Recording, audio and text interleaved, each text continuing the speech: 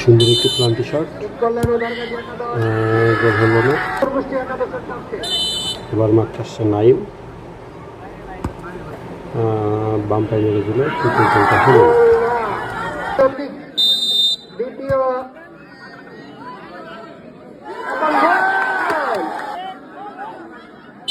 করতালি দিব দর্শক, আমরা যারা আছি, যদি গোল হয়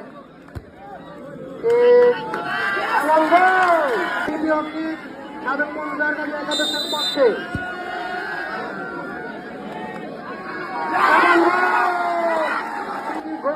গোল হয় তাহলে আবার একটু করে কিক পাবে। এমন গোল নাইম কাঙ্ক্ষিত গোল হয় একাদশ চতুর্থ কিক একাদশ পঞ্চম কিক উদারগাজী একাদশ আজকর কুষ্টি একাদশ পঞ্চম কিক দেখা যাচ্ছে কাঙ্ক্ষিত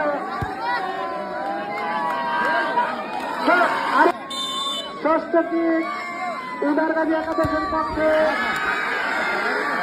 গোল হয়ে যাচ্ছে।